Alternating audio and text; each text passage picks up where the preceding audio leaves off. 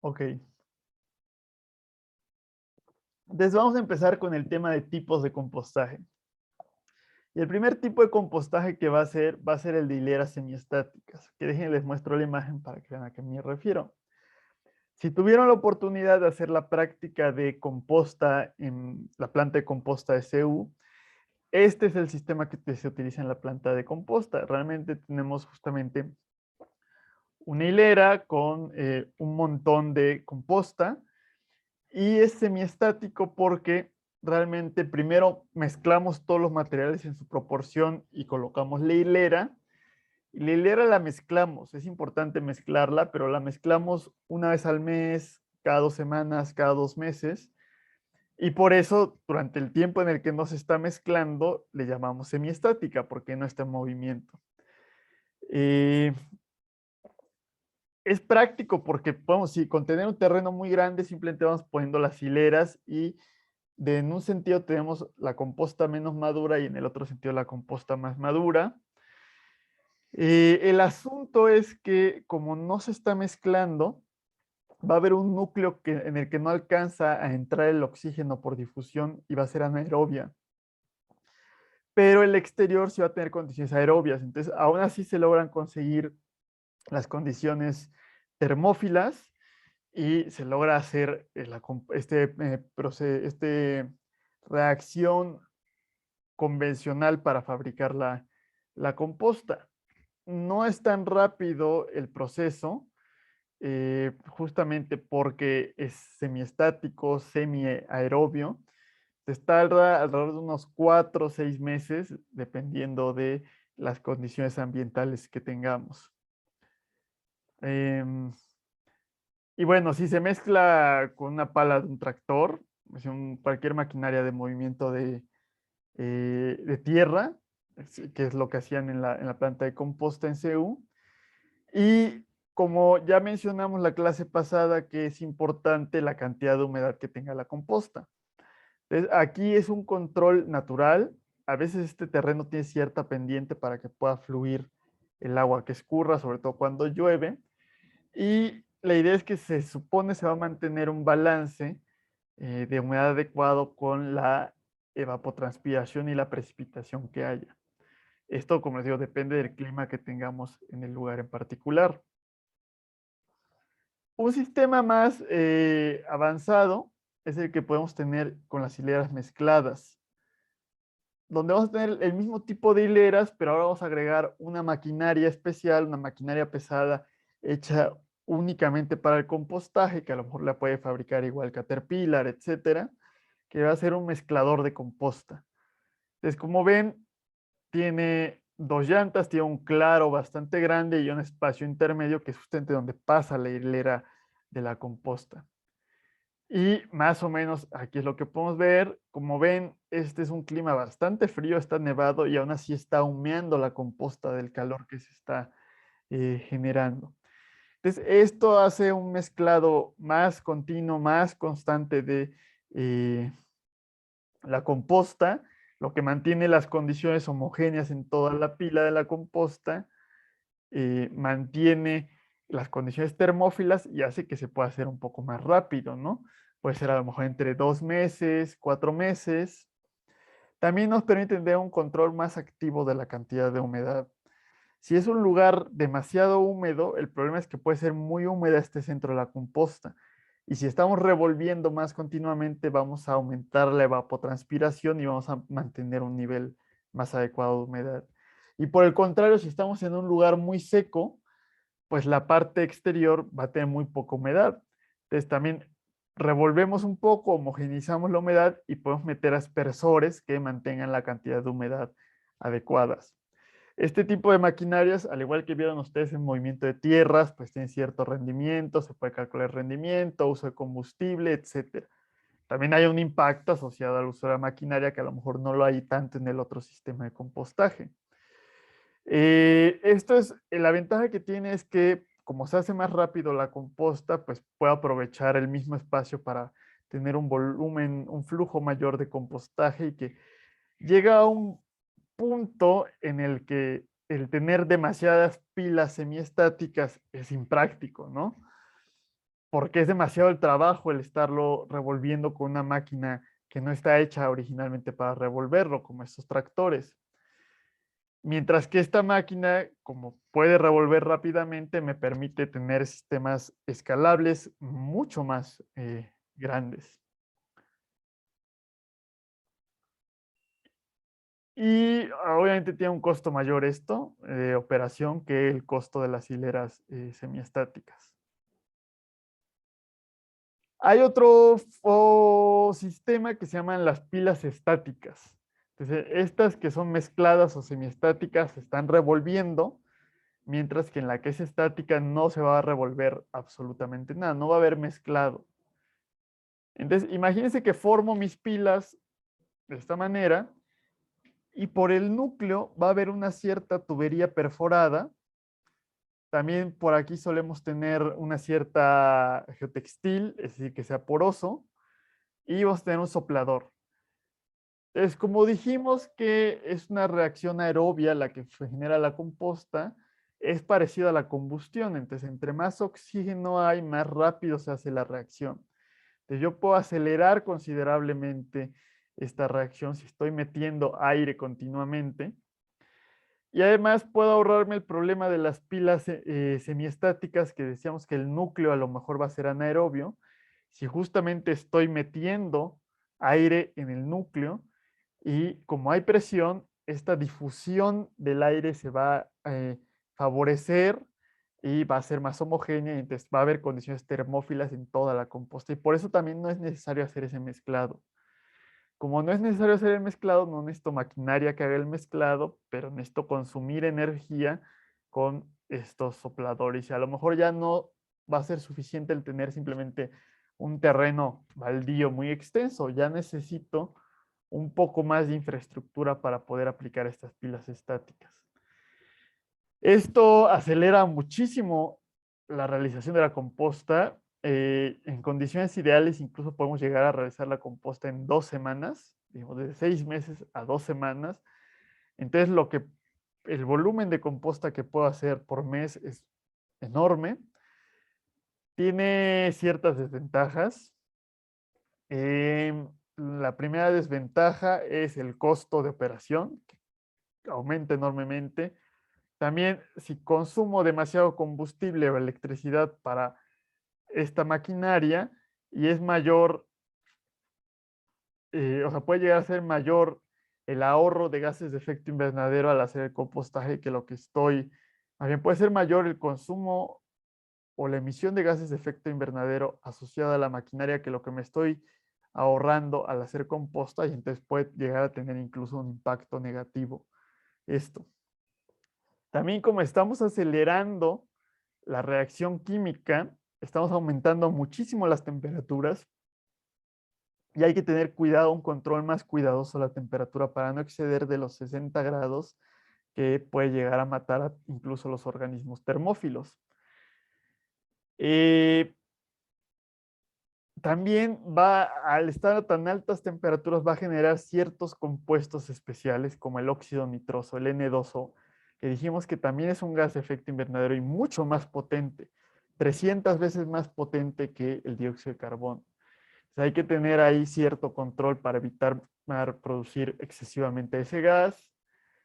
También puede llegar a generar ciertos olores, porque tiene olores de óxido nitroso, entonces necesitamos biofiltros que controlen los olores para evitar tener afectaciones a los vecinos y para oxidar este gas y que pues no tengamos ese efecto adicional eh, contra el cambio climático. Ventajas que tiene, ¿habrán visto ustedes algunos plásticos compostables o biodegradables? Que creo que se mencionó un poco en la clase pasada. Hay plásticos certificados compostables que son compostables industrialmente. Entonces, necesitan temperaturas continuas de 50 grados para poder arrancar el proceso de compostaje. Entonces, solamente se pueden compostar en este tipo de sistemas. Ya hay algunas certificaciones de plásticos compostables, incluso en condiciones caseras, es decir, a bajas temperaturas. Y ese, en teoría, podría hacerse incluso en una composta casera, pero ahí habría que ver realmente, ¿no? para irse a la segura, tendría que ser un compostaje termófilo. Y el plástico biodegradable realmente no es biodegradable, sino que se segmenta o se fragmenta más rápidamente. Entonces, lo único que hace el plástico biodegradable es convertirse en microplásticos más rápido y generar ese problema de los microplásticos a mayor escala. Entonces, el plástico biodegradable por lo general es peor que el plástico convencional. Ya como tal, una foto de cómo funciona el sistema de la pila estática aerada es esto. Es como ven, ya necesitamos más infraestructura. Aquí ya tenemos como unas pequeñas piletas hechas con concreto en las que va a caber toda la composta. Aquí vemos cómo están poniendo la composta. Necesitamos poner el geotextil, hay que asegurarnos que esté sellado por estas orillas y que esté bien agarrado para que no se vaya a volar con el viento. Sellado aquí para que cuando pongamos el soplador salga por todo y no salga solamente por las orillas. Y aquí tenemos más o menos los sopladores. Pero va a ser algo que se va a hacer mucho más rápido, es lo que decíamos, que es la ventaja de la pila estática. Hay incluso, se puede hacer en facilidades industriales en interior. Aquí va a haber una tubería intermedia que es la que va a meter ese aire.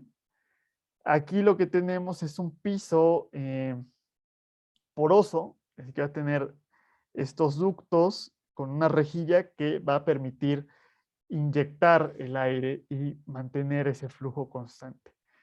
Aquí el problema es que no hay control del aire que está saliendo, a menos que estemos succionando el aire. Porque digo, si aquí estuviéramos soplando el aire, va a salir aire con gases de efecto invernadero muy potente y potencialmente con ciertos olores.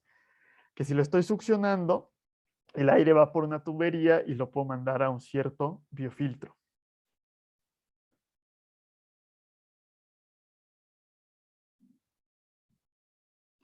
No sé si tengan algunas dudas hasta el momento de los tipos de compostaje industriales.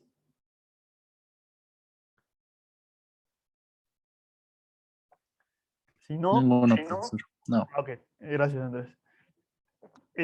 Vamos a pasar ahora al compostaje a pequeña escala, que podría ser el compostaje casero, el compostaje comunitario. Y esto va a ser la composta fría. Entonces, yo ya les había comentado y ahorita les estaba comentando que es importante la etapa termófila, que es lo que se eliminen los patógenos, acelera el proceso de compostaje y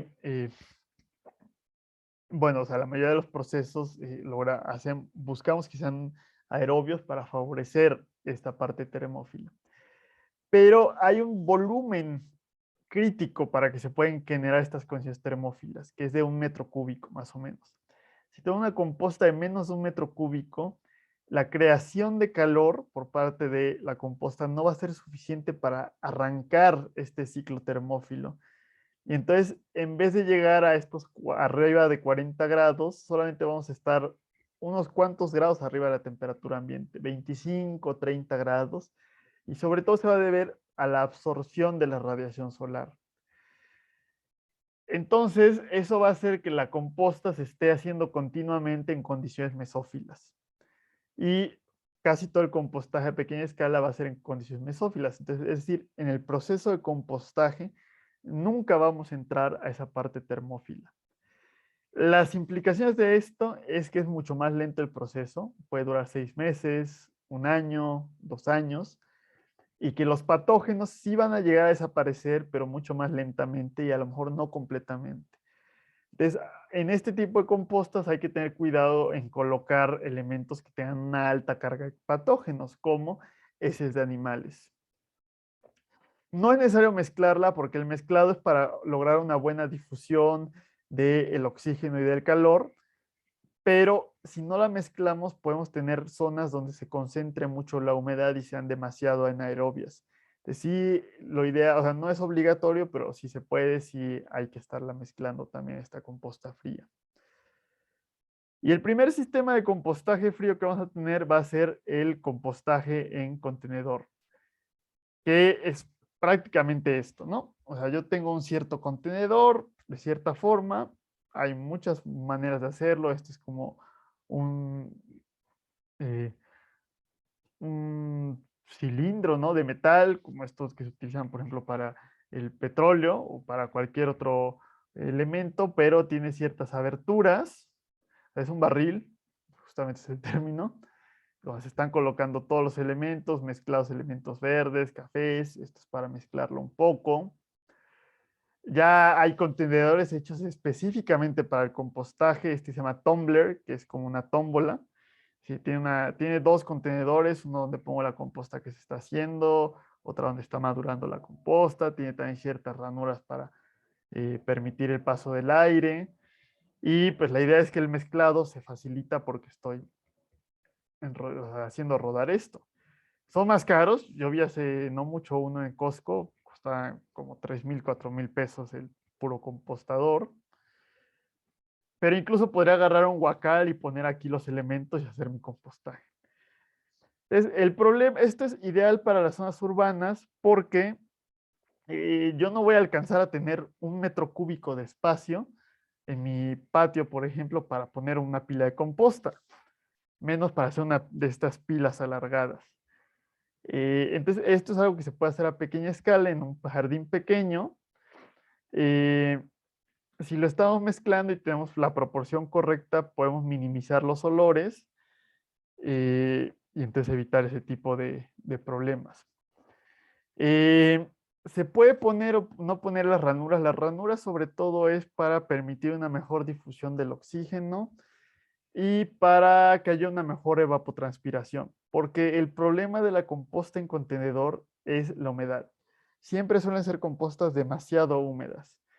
De hecho, cuando uno empieza a hacerlo en su propio contenedor, el que haya escogido uno, hay un proceso de aprendizaje donde uno se tarda un rato en encontrar la mezcla correcta para minimizar esa humedad. Por lo general lo hacemos metiendo más material café, que en un entorno urbano podrían ser, por ejemplo, hojas secas, papel, cartón, y eso nos va a dar sobre todo mayores niveles de relación carbono-nitrógeno y va a hacer que sea una composta más lenta. Pero bueno, es mejor eso a una composta apestosa y húmeda. ¿Qué más tenemos? O sea, sí, también si tenemos estas ranuras hay que tener cuidado que sean pequeñas para evitar el acceso de plagas. Eh, Hay ciertos lugares donde hay zorros, mapaches, osos, incluso también tenemos osos en el norte del país, aunque eso es mucho más importante si el asunto en Estados Unidos. Entonces, ellos pueden oler fácilmente esto, entonces hay que tener ciertos contenedores especiales que estén muy bien cerrados y evitar materiales que puedan expedir olores fuertes, aunque sea durante corto tiempo, como alimentos lácteos o de carne. ¿Qué más tenemos por ahí? Bueno, ya mencionamos prácticamente todo de las compostas en contenedores. Y hay tipos alternativos que estrictamente no le podemos llamar composta, porque decimos que la composta es justamente ese proceso aerobio, termófilo, idealmente, donde los propios microorganismos, hongos, bacterias y las bacterias termófilas van consumiendo la materia orgánica y humificándola. Eso es la composta como tal. Hay procesos similares a las compostas que tienen productos parecidos y que tienen funciones similares. Una de ellas es la vermicomposta, ¿sí? O la lombricomposta es otro término que le utilizan. ¿Dónde vamos a utilizar lombrices? Hay muchas especies de lombrices. La más común se llama la lombriz californiana, cuyo nombre científico es Eisenia fétida. Hay varias variantes, hay también especies locales en México que se deberían utilizar más allá de esta, que es justamente de California, de la costa oeste de Estados Unidos. Y las lombrices, como comentamos la clase pasada, son un elemento muy importante de la tierra, de los seres vivos en el suelo. Son punto mayor en la cadena trófica, comen residuos de materia orgánica, comen protozoarios, comen bacterias, les van fijando esos nutrientes orgánicos y sus heces son un producto altamente humificado, es decir, con compuestos de carbono muy complejos, muy estables y que van a permanecer en el suelo. También las lombrices lo que hacen es que van haciendo túneles en la tierra, entonces van mezclando, o sea, hacen una mezcla natural en el suelo y además lo que tienen es que van agregándole estructura y porosidad al suelo que permite la difusión del agua y del aire. Entonces permiten tener un suelo saludable. Es importante la selección del tipo, más bien, sí, es importante la selección del tipo de lombriz. Si las lombrices normales que hay en el suelo, que ustedes pueden encontrar, son lombrices profundas, es decir, que hacen túneles de gran profundidad, 1 metro incluso. Y si uno pone un contenedor de 30 centímetros, 50 centímetros, esas lombrices van a morir porque no es su contexto natural. Entonces, este tipo de lombrices, como la lombriz californiana, son lombrices someras, que hacen túneles de 20, 30 centímetros. Eh, es un tipo de compostaje muy rápido. Les digo, el producto final que se llama el vermicast. Cast es un término en inglés para las heces. Es vermicast, o sea, heces de lombriz. Es muy parecido a la composta y al humus del suelo natural. Entonces, el asunto de estas lombrices es que van a hacer la composta muy rápidamente. Tardan aproximadamente 2 semanas, 3 semanas en tener un producto terminado, que es mucho mejor que los 6 meses, 1 año que podríamos tener con la composta fría. El problema que tienen es que son muy delicadas. No les gusta cualquier tipo de alimento, no les gustan alimentos ácidos, alimentos muy picantes, la cebolla también las mata. Por ejemplo, si yo me voy de viaje y tengo mi contenedor de composta fría, puedo olvidarme 2 meses de la composta y regreso y a lo mejor ya está terminada la composta. Si me olvido 2 meses de las lombrices, van a estar muertas. Entonces necesito dejárselas al cuidado de alguien que las esté alimentando con residuos orgánicos frescos. También el resultado de la vermicomposta es muy húmedo, entonces necesita tener varios contenedores y tiene que haber unas rejillas entre estos contenedores y al fondo tiene que haber un contenedor que reciba los lixiviados. Ese lixiviado que le llaman el té de lombriz o té de lombricomposta va a ser parecido a lo que conocemos como el té de composta. Entonces va a ser un líquido que podemos diluir y utilizarlo para regar las plantas y hacer que más fácilmente lleguen los nutrientes a las raíces. ¿Qué más tenemos por aquí? También habíamos comentado que hay detalles en cuanto, eso fue de la clase pasada, hay detalles en cuanto al compostaje de los excrementos, ya sean de animales o de humanos. Em, los animales, dijimos que los gatos, eso sí, no hay manera de hacerlo porque los gatos transmiten la toxoplasmosis, esa puede ser algo letal. Como ejemplo, si vieron ustedes la película de Trainspotting, ahí creo que no, que si la mamá o la abuela del protagonista se muere debido a la toxoplasmosis de las heces de los gatos que tenía. Entonces, sí o sea, es algo real y puede ser bastante grave. Por eso hay que tener muy buena higiene cuando se tienen gatos. Los perros no tienen ese problema, hurones, hámsters, otros animales, pero tienen una carga patógena muy alta, entonces por eso no se suelen compostar, y menos en compostas frías. Y las heces humanas, en su clase de tratamiento de aguas residuales, a lo mejor les hablaron un poco de la historia de el manejo de las excreciones humanas, que hubo un punto divisorio donde decidimos manejarlas con el agua potable, que por otro lado se pudo haber hecho como si fueran residuos sólidos. Y justamente el manejo como residuos sólidos es el compostaje de estas heces. En la actualidad se hace poco por estigma, pero hecho correctamente, pues no hay mucho problema. El problema que tiene además la materia fecal es que tienen un contenido de nitrógeno y un contenido de humedad extremadamente alto. Y por eso, cuando se empiezan a descomponer, es muy lento y muy fétido. Entonces, la idea es mezclarlo con materiales que tengan un contenido extremadamente alto de carbono y que tengan muy, muy poca humedad. Y vimos en la clase pasada que habían ciertos elementos, ciertos materiales que tenían contenidos altísimos, de 500 a 1 de carbono. Y esos que también son residuos, por ejemplo, es el acerrín. Entonces, si ponemos mucho acerrín y poca materia fecal, vamos a alcanzar la cantidad adecuada de humedad y de relación carbono-nitrógeno.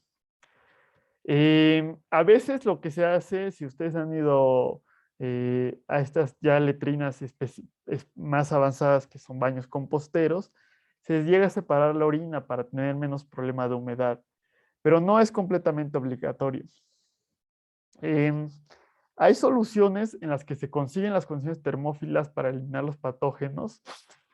Además, se recomienda dejar mucho tiempo madurando la composta, 1 a 2 años, para lograr tener estas condiciones adecuadas. Y es una muy buena alternativa a las letrinas que por lo general contaminan el acuífero. Entonces, este baño compostero es mucho más barato que meter drenaje, es mucho más barato que meter bueno, estas cosas, las fosas sépticas, y bueno, puede evitar los problemas de contaminación al acuífero si se maneja correctamente. Eh, bueno, este es un esquema ya de... ¿Alguien iba a participar? Sí, es lo mismo que como se le llama al baño seco. Sí, sí, Ah, ok. exactamente, Gina, sí, Ok. es otro término. Eh, el baño seco, ok, sí, se le llaman baños secos porque no hay agua, o sea, no le jalamos al baño para que se lleve el agua. Por lo general, cuando le llaman baño seco, también hay separación de orina y heces. Es más o menos, pues tenemos la misma casetita de una letrina, pero por abajo no es exactamente igual. De hecho, a veces se puede tener acceso subterráneo. Por ejemplo, aquí hay una forma de drenar los lixiviados que también se tendrían que tratar. Es impermeable para no permitir que pase al acuífero. Hay cierta forma de hacer aeración. No sé si han tenido la oportunidad de encontrarse con alguno, así si van al campo, cosas así. Pero hay unos que tienen como otro huequito aquí enfrente, que justamente es donde se busca separar la orina, o a veces tienen también un mingitorio. Obviamente ahí habría que encontrar una solución que sea adecuada tanto para hombres como mujeres, ¿no? Otra forma también es simplemente hacer una letrina mejorada donde podemos asegurarnos que las paredes de la letrina sean lo más impermeables posibles y asegurarnos que haya forma de drenar los lixiviados y de tener ventilación. Esto ya es un sistema un poco más avanzado. Hay otras formas, no tiene que ser algo tan, ¿cómo decirlo?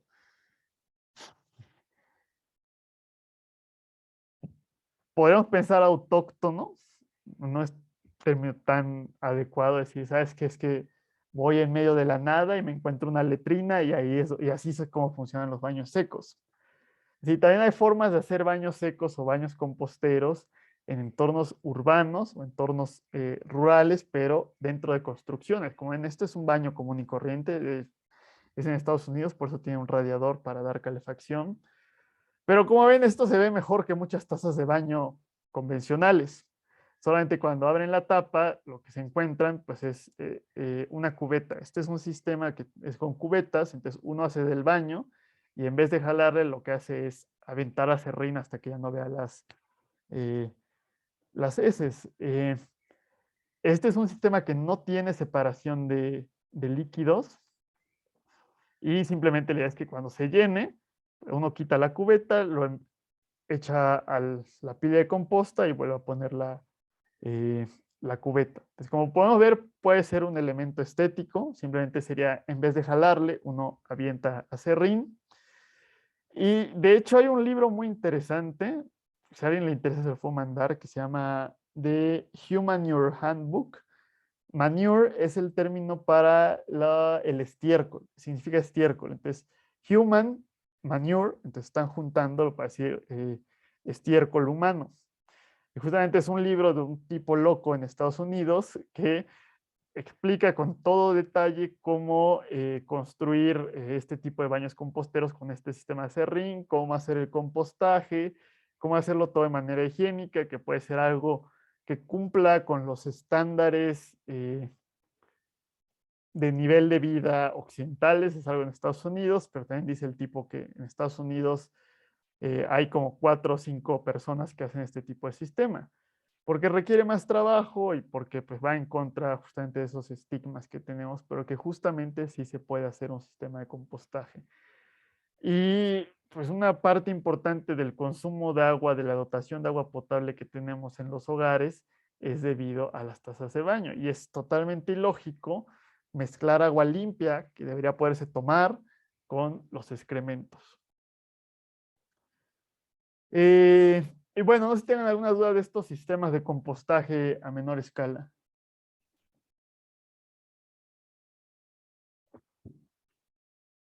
Si no tienen dudas, vamos a pasar a lo siguiente, que ya, bueno, vimos cómo se hace la composta, como los procesos de compostaje industriales caseros.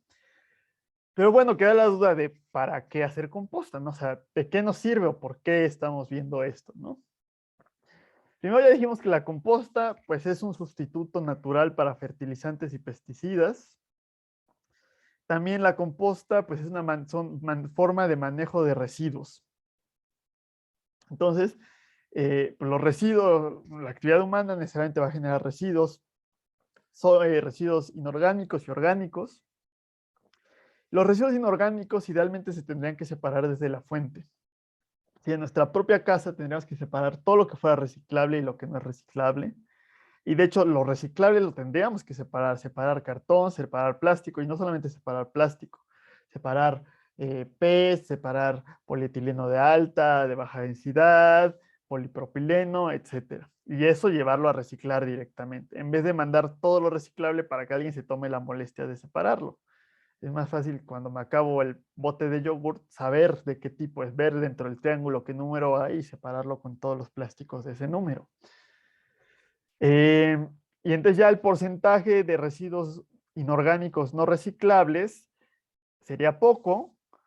Eh, la mayoría de esos residuos no reciclables inorgánicos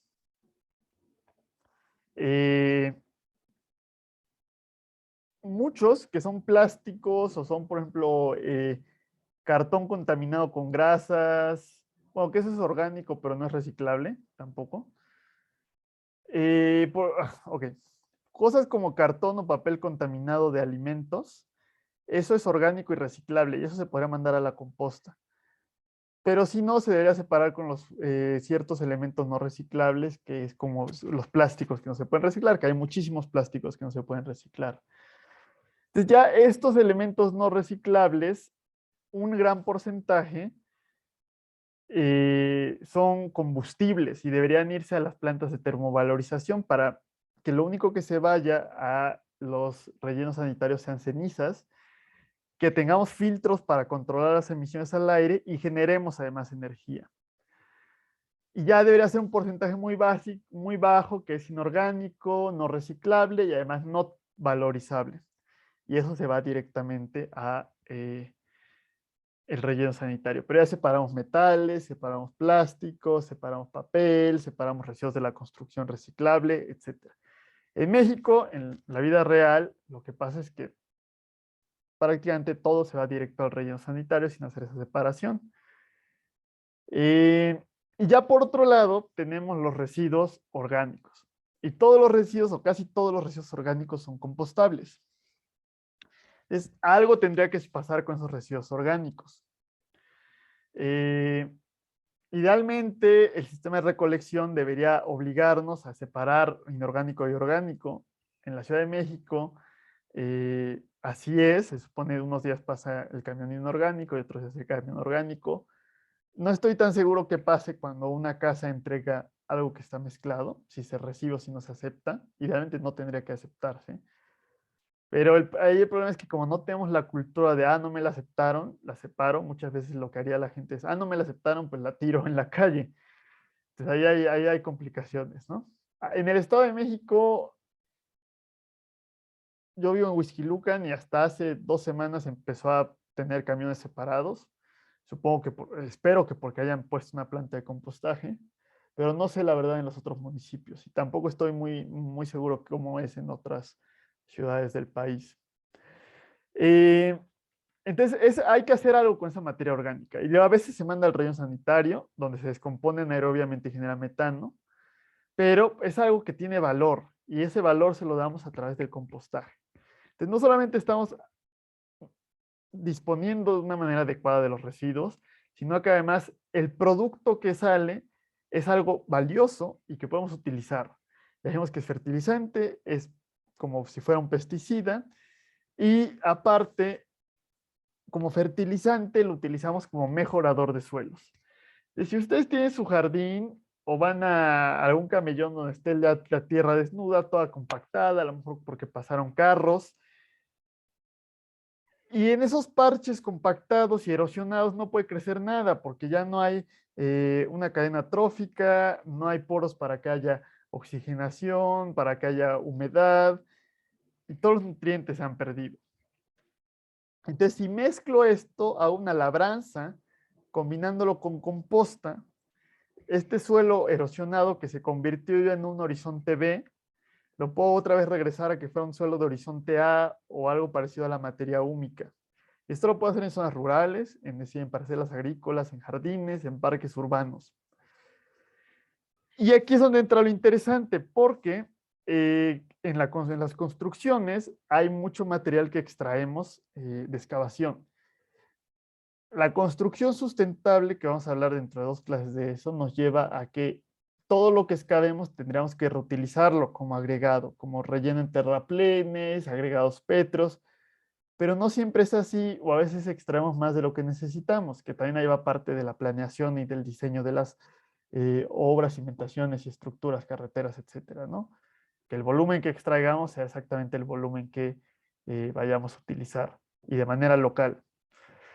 Eh, pero aún así va a quedar dentro de los jardines, de las áreas verdes, va a quedar este terreno que expusimos, o si nos sobra terreno, podemos mezclarlo con materia orgánica, es decir, composta, y volverlo a ser fértil, dándole nutrientes y recuperando la biodiversidad de ese terreno. Y además que entre en consorcio la composta con la arcilla y mejorar la estructura y la capacidad de intercambio catiónico, que brevemente mencionamos que era parte de lo que hace que el suelo sea fértil, porque retiene los nutrientes dentro del suelo. Hay detalles en esta parte. Supongo que todos ustedes han tenido macetas o en sus jardines han tenido que ir a comprar tierra, por ejemplo, a Xochimilco, comprar tierra preparada para las plantas. No sé si alguna vez te hayan preguntado de dónde viene esa tierra, porque esa tierra tiene que salir de algún lugar. Y eso es lo que se conoce como tierra de monte. La gente va a los bosques, excava, extrae la capa superior, la capa húmica de la tierra, y es lo que venden como el suelo para jardinería. Es problemático porque 1 centímetro de suelo tarda 1000 años en formarse y ese suelo se necesita y es parte integral del ecosistema del bosque. Entonces, cuando lo retiro, pues estoy dañando el ecosistema. Es como otras cosas como el heno y el musgo para los nacimientos, que por favor ya no lo compren, porque eso sí es algo, el musgo también tarda años en formarse y simplemente se extrae. eh, y bueno, o sea, favorece la pérdida de biodiversidad y la erosión en los bosques. La tierra de monte, a veces se tienen permisos de Semarnat, a veces se hace ilegalmente. También luego a veces al mezclarla se le adiciona la turba. La turba viene de las turberas, que es un tipo de ecosistema pariente de los pantanos, es decir, un tipo de humedal donde lo que se tiene es una capa superior esponjosa de suelo, de materia, una materia orgánica muy especial, muy nutritiva, porque fue algo que se descompuso anaerobiamente y muy lentamente. De hecho, la turba en milenios se convierte ya sea en carbón o en petróleo. Pero también crece muy lentamente, está fuertemente amenazada y almacena carbono. Entonces, si retiramos, empieza a emitir dióxido de carbono. Entonces, tampoco compren turba para sus jardines. Ahora, cosas que tienen impacto muy, muy fuerte, como ya dijimos, el heno, el musgo y la turba, eso sí hay que evitar comprarlo. En cuanto a la tierra de monte, hay un detalle ahí. Primero, no hay muchas alternativas para las áreas verdes, infraestructura verde, jardinería en las ciudades. Y aquí con la alternativa que les vengo a presentar, puede haber una complicación. Entonces, para evitar extraer la tierra de monte, podríamos utilizar suelo artificial, es decir, mezclar el subsuelo que obtuvimos de esas obras de construcción y mezclarlo con la composta, dejarlo madurar, que haya integración de arcillas y materia humificada, y vamos a tener un producto similar a la tierra de monte, similar a ese último horizonte de la materia húmica. Entonces, en excavación, desmontes, toda esta industria de la construcción, en vez de ir a tirar ese suelo que no nos sirve y muchas veces se tira directamente a las barrancas y matamos a la vegetación que había abajo, podemos utilizarlo para generar tierra preparada sustentable. Incluso con los desasolves de presas, con los desasolves de drenaje, solamente cuidando que no haya una gran cantidad de metales pesados, también podría llegar a utilizarse. Esto allá es donde les digo que es el problema de la sustentabilidad social. La gente que se dedica a extraer la tierra de monte, eh, pues es gente de zonas rurales, de las zonas más marginadas, de los menores ingresos socioeconómicos. Y si les quitamos eso y le entregamos esos ingresos a esta tierra manufacturada que va a estar controlada por grandes empresas, donde se va a concentrar el capital, vamos a perder empleos locales, empleos rurales y vamos a generar ahí un impacto desigual. Entonces, por eso hay el detalle de la tierra de monte, que es algo parecido a los huertos urbanos que habíamos mencionado, más que con los huertos urbanos dijimos que sí es fácil encontrar un equilibrio entre los empleos rurales y la creación de alimentos locales, sobre todo si metemos el factor de los mercados de productores. En la tierra de monte está un poquito más complicado, entonces allá habría que cuidar ese balance. Le digo, otros procesos que sí son mucho más destructores, pues sí, aunque generen pérdida de empleos locales, pues no, eh, es mucho mayor la afectación ambiental y eso sí habría que buscar evitarlo.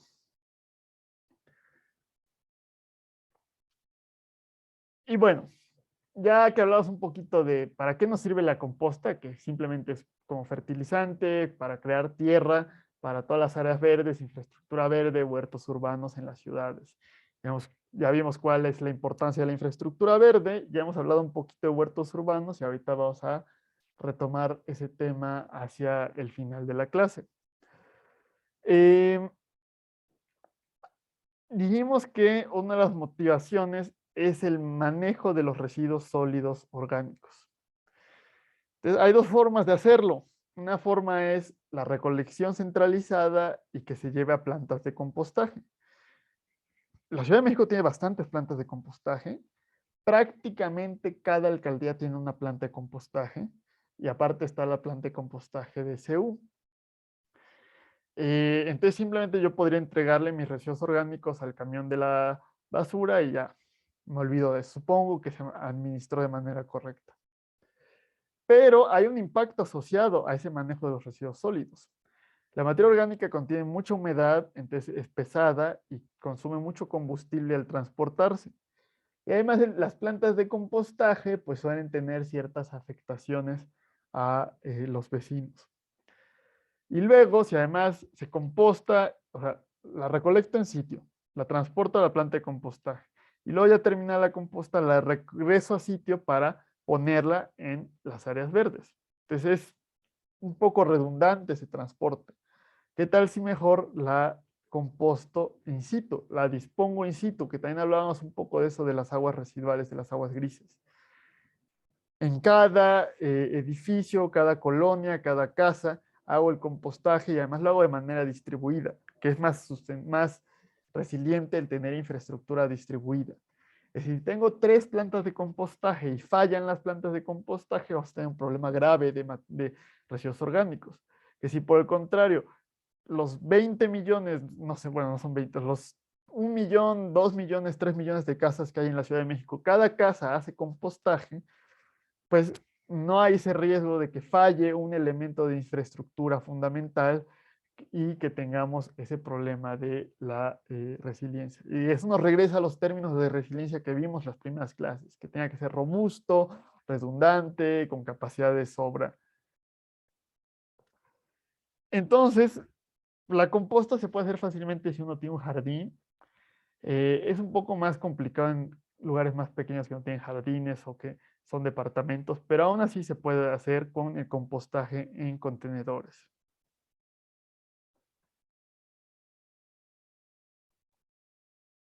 Desde esta es simplemente una imagen representativa que dice que podemos hacer la composta en un pequeño contenedor en nuestra propia casa para las áreas verdes jardineras, macetas que tengamos, patios, y poder utilizar la composta como la tierra que utilizamos y también esto puede ser incluso un huerto urbano.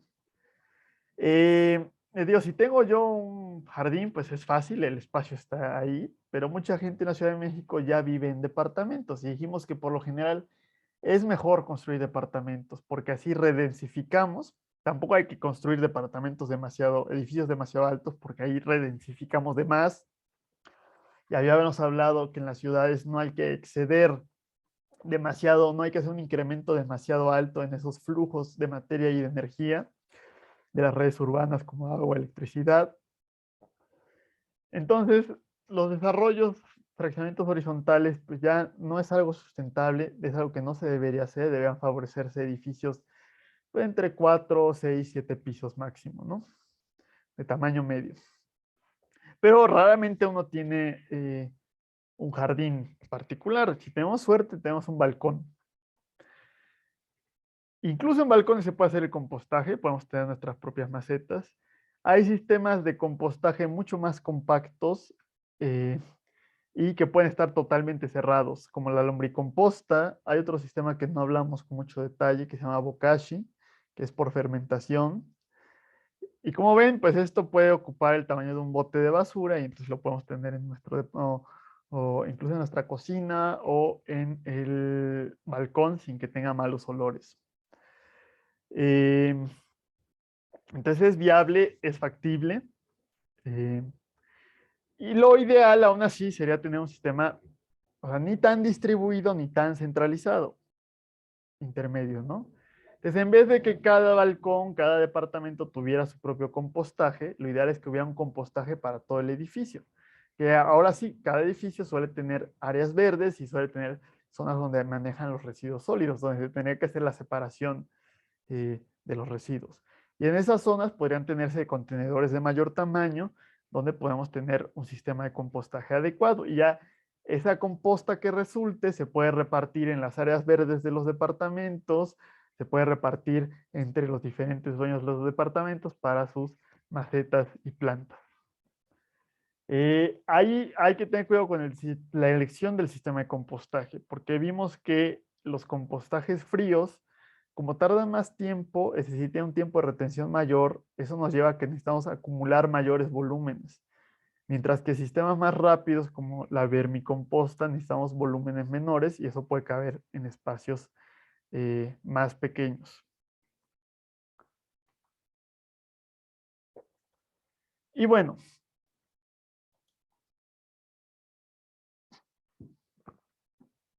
la composta también nos puede ayudar a mantener un tejido urbano, un tejido social más cohesivo, que es un problema de la actualidad. La polarización social es algo muy grave que nos va a acabar explotando en la cara. Es algo que está en una situación muy crítica en nuestro país, pero no solamente en nuestro país, también en otros lugares como en Europa y en Estados Unidos está empezando a haber una separación muy fuerte. Y digo, eso puede ser bastante, puede traer consecuencias violentas, que es lo que algunos países de África como Etiopía, Kenia, han tenido guerras civiles muy violentas debido a esta polarización social. Lo primero, pues, es retomar esas redes dentro de los edificios, dentro de las colonias, dentro de las cuadras, con nuestros propios vecinos. Entonces, podemos hacer compostaje a diferentes escalas. Puedo yo compostar en mi propia casa, pero además compostar en mi edificio y compostar a lo mejor los residuos de un condominio horizontal o de mi propia calle, de mi cerrada.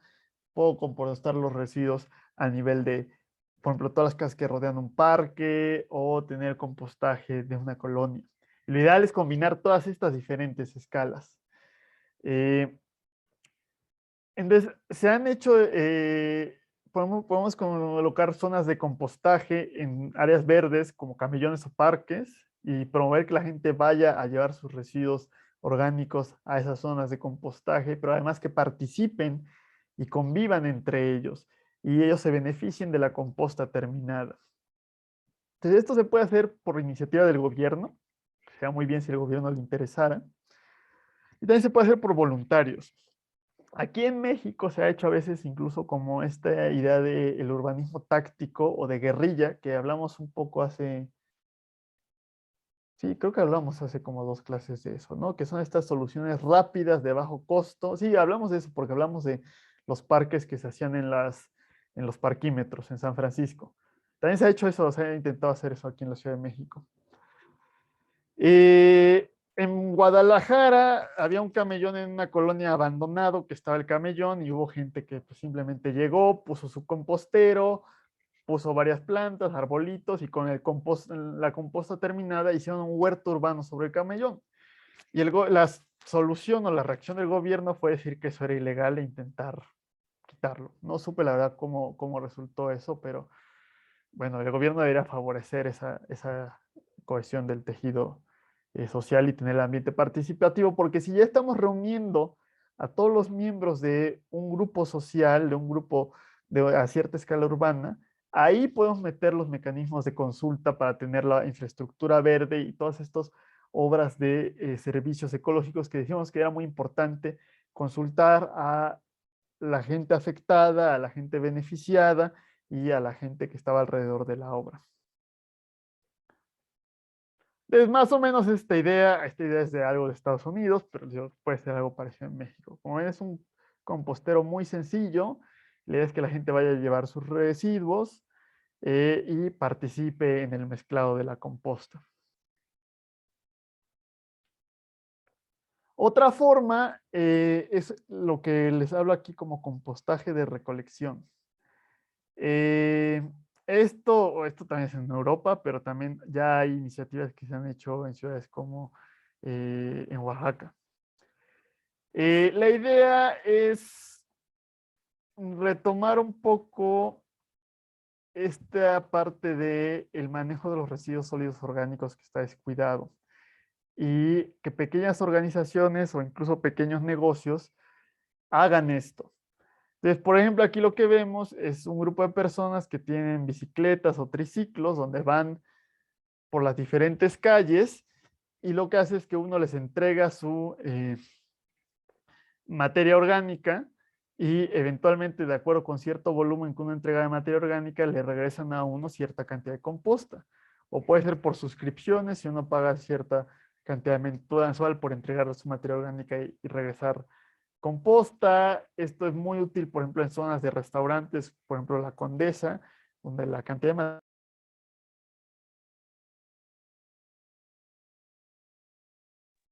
Hola, a ver, se desconectó esta cosa.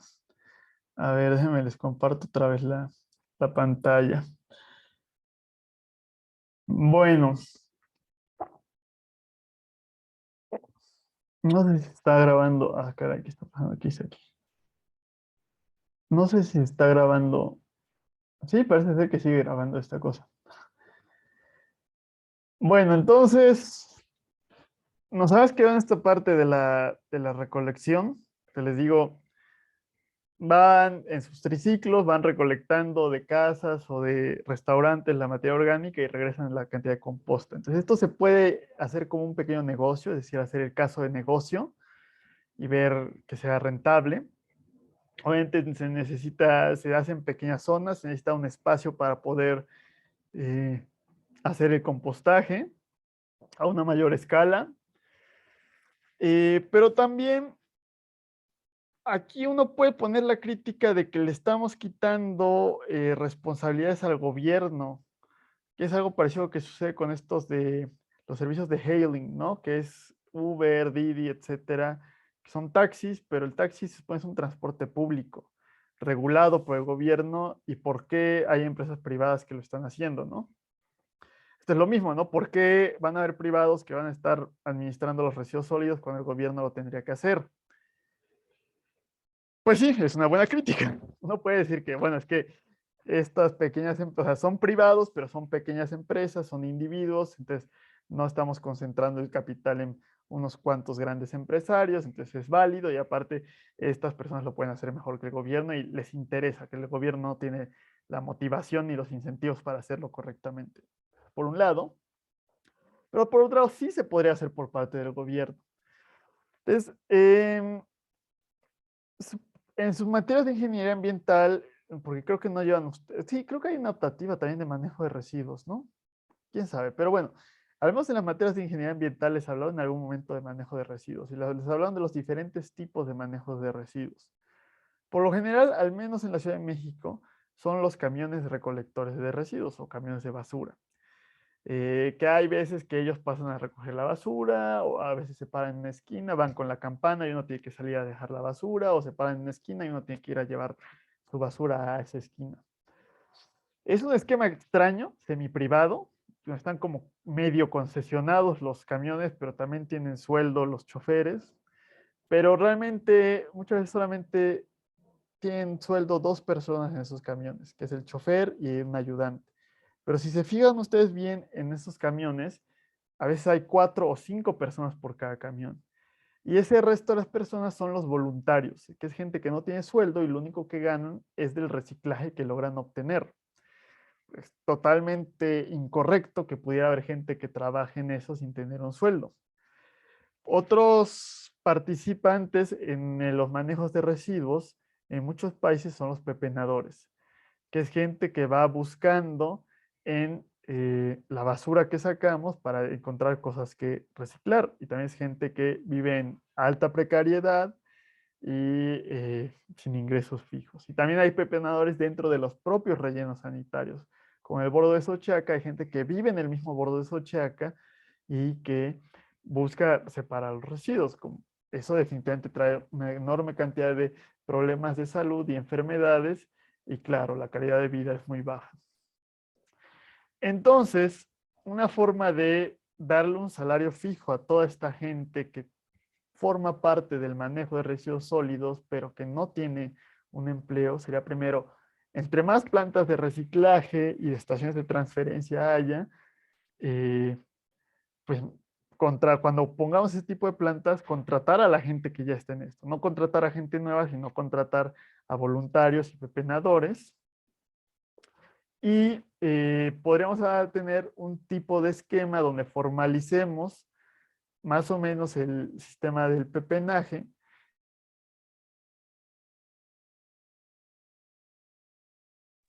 Bueno, a ver, parece ser que tengo problemas con la conexión y me está desconectando.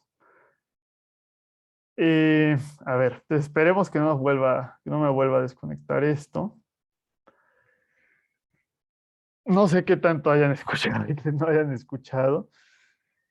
Les estaba hablando de la posible solución de los problemas de los voluntarios en los camiones de basura y de los pepenadores, que creando más estaciones de reciclaje y estaciones de transferencia podemos contratar a ese personal y que podamos formalizar un poco este sistema de pepenaje con un sistema parecido a esto de recolección, ¿no?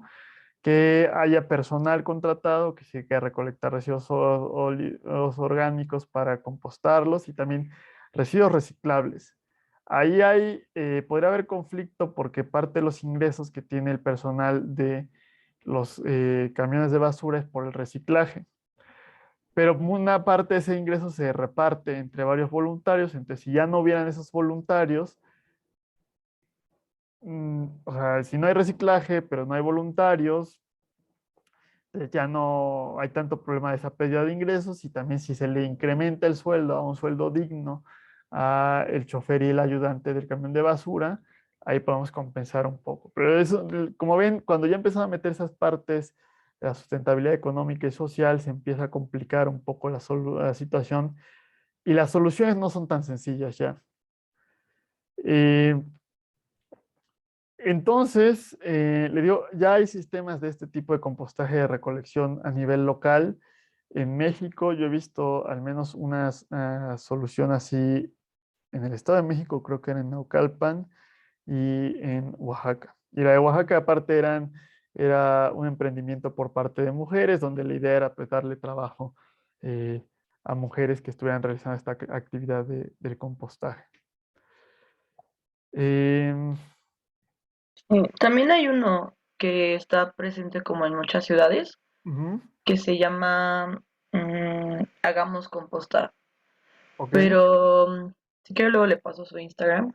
Pero creo que la parte de la recolección sí la hacen por medio de un camión, no como por bicicletas. Y funciona por suscripciones. Ah, ok. Sí, sí, mándamelo por favor, porque no lo había escuchado Sí, y suena interesante y sustante este mecanismo que estamos hablando. sí. Pero también, bueno, lo que mencionaba que, bueno, nacen como estos emprendimientos o la parte privada, pues es en parte, o sea, yo lo veo como de la forma en la que tú como usuario te cercioras o tienes como eh, bueno, si te cercioras de que tus residuos llegan a ser compostados, ¿no? Porque, por ejemplo, bueno, cuando yo tuve ambiental y vimos el manejo de los residuos sólidos y toda esa gestión, pues como tal se lleva, o sea, como que no te decía o no tenías como esa certeza de que tus residuos cuando eran recolectados por el camión de basura fueran a un centro de compostaje, sino que se iban a un relleno sanitario. Entonces, como que en cierta forma, pues también si lo haces como por una parte privada o un negocio o como tu iniciativa propia, pues ya tienes esa certeza. Claro, claro, tienes razón, Gina. Sí, es ahí complicado, como les digo, hace poco en Whisky Lucan empezaron a separar la basura, pero ahora yo no sé si pusieron una planta de compostaje, porque si un día me piden la basura orgánica y el otro día inorgánico, pero de las dos formas, como dices, se va el relleno sanitario, pues es inútil haber hecho esa separación. Como dices, en un emprendimiento yo puedo tener más certeza de que realmente se le está dando un manejo adecuado. Entonces, ahí son variantes ideológicas de si uno está de acuerdo en que ese tipo de servicios puedan ser hechos por los privados o si uno considera que totalmente tiene que hacerlo el Estado. Y bueno, realmente el Estado es quien nos tendría que dar las garantías. Surge sobre todo este tipo de emprendimientos en países como en países de Latinoamérica, donde pues justamente el gobierno nos da garantías. En países de primer mundo pues sí hay las garantías de que se hace el servicio adecuadamente. Y justamente es en los países de Latinoamérica donde es más fuerte esta discusión o esta discusión ideológica de participación privada en los servicios urbanos o participación totalmente pública.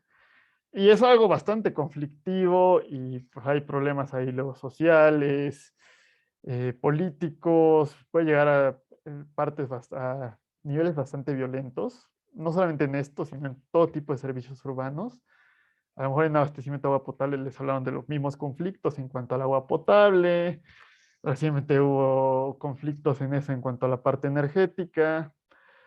Eh, yo pienso que la verdad, ninguno de los dos, o sea, cualquiera de los dos sistemas puede ser bueno, siempre y cuando realmente se den los beneficios a los usuarios, y que lo ideal realmente sería una combinación, que borrar completamente a los privados no es bueno, pero también entregárselo al millonario o al multimillonario para que él se encargue de eso y solamente se enriquezca más y aparte nos dé un mal servicio, que sucede bastante en México, pues tampoco es bueno, ¿no?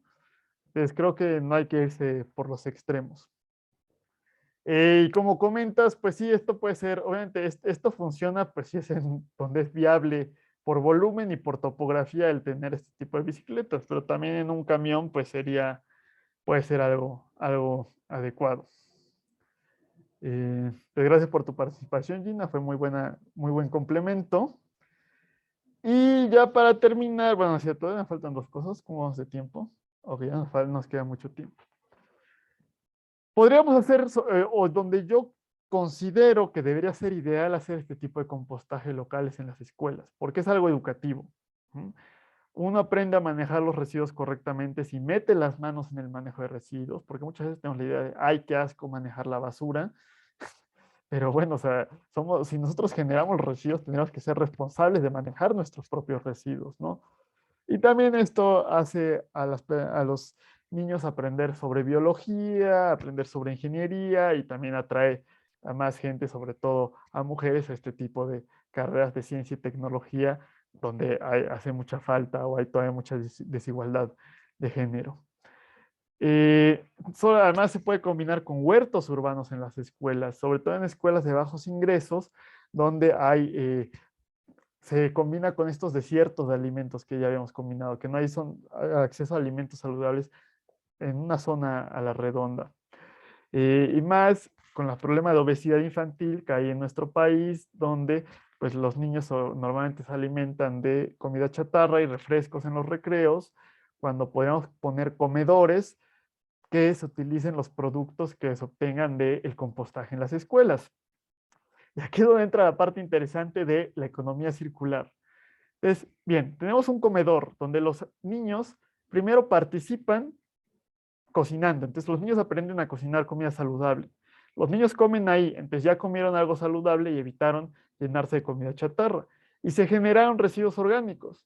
Esos residuos orgánicos los compostamos en la misma escuela y los niños participan en el compostaje, aprenden a hacer compostaje y la composta terminada se utiliza en un huerto urbano y los niños van a participar en el huerto urbano, entonces van a aprender cómo cultivar, van a tener una mayor conexión con esos entornos rurales, a ver cuál es la importancia de esos entornos rurales y lo que salga del huerto urbano se utiliza en los comedores. Entonces, no hay residuos y estamos conectando el conocimiento. Y podríamos, por ejemplo, en una primaria y secundaria tener diferentes, o sea, que los niños participen en cada año y en cada año las lecciones que van aprendiendo van siendo diferentes. Por ejemplo, aquí fácilmente el compostaje se puede hacer desde algo muy simple de esta parte de residuos verdes, residuos cafés. Pero cuando los niños empiezan a aprender química, yo ya les puedo empezar a hablar de la relación carbono-nitrógeno. Entonces puedo ir haciendo, y cuando ya en biología, puedo conectarlo con la microbiología, con los microorganismos que hay dentro de este alimento y dentro de esta fabricación de la composta y con los ecosistemas que se forman ahí. Y aquí en los huertos urbanos también puedo ir desde la simple cosa del frijolito que va creciendo o ya en clases más avanzadas de biología, pues todos estos elementos del crecimiento de las plantas. También lo podemos combinar con elementos de economía, con hacer los cálculos de costos de todos estos elementos, les digo, a diferentes niveles de complejidad en cada grado escolar. Pues esto yo considero que sería un excelente proyecto que podría mejorar mucho las condiciones en las escuelas públicas del país y que seguramente hay algunas escuelas que lo hacen, pero hasta donde yo sé, a gran escala, pues no se ha intentado implementar. Y también podríamos combinarlo con especies polinizadoras para evitar ese problema de los insectos en las ciudades y con especies nativas y endémicas y en peligro de extinción. Y podríamos incluso tener un huerto donde cultivemos maíz, pero en vez de cultivar maíz amarillo, podríamos cultivar maíz azul. O incluso en vez de maíz azul, hay variedades más locales de maíces que se están perdiendo porque no las comemos, no nos alimentamos de nosotros. Y también ahí perdemos un poco de resiliencia, que va más o menos con esa parte de los plátanos que les comenté hace unas clases, que ya perdimos una especie de plátanos y vamos a perder la nueva especie de plátanos porque no tenemos diversidad en las variedades y especies que estamos utilizando. Entonces, como ven, pues ahí se empieza a conjuntar todos estos temas de sustentabilidad y educación. Y ya por último, pues justamente va la idea de los huertos urbanos, donde los huertos urbanos se pueden hacer en espacios, en pequeños balcones, lo pueden hacer en individuos, se pueden hacer en azoteas de edificios, de restaurantes, ya vimos de supermercados, con la composta que se genere.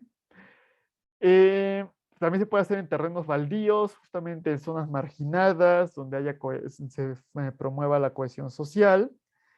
Eh, Como digo, cualquier área verde puede ser un huerto, desde la jardinera de una banqueta, un parque que está subutilizado, ya vimos azoteas o muros verdes, y esto ayuda porque disminuye esos desiertos de alimentos, disminuye el impacto del transporte de alimentos y también disminuye el desperdicio de alimentos, que es algo bastante grave. Como un 30% de los alimentos que producimos se acaban echando a perder.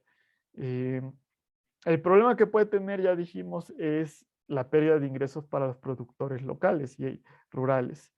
Pero también ya comentamos que no todos los productos se pueden cultivar en huertos urbanos. Entonces siempre vamos a necesitar al campo. Entonces, si producimos ciertas cosas en la ciudad y las otras en el campo, y lo que produzcamos en el campo, eh, tenemos mercados de productores donde venga el propio campesino a vendérmelo directamente y nos saltamos a los intermedios que son los que se están haciendo ricos. Y entonces el campesino puede obtener 10 veces más por lo que está produciendo y mejorar sus problemas de precariedad de ingresos. Y así ya estamos combinando una eh, sustentabilidad social, ambiental y económica. Bueno, eso es todo por el tema de hoy. Vamos a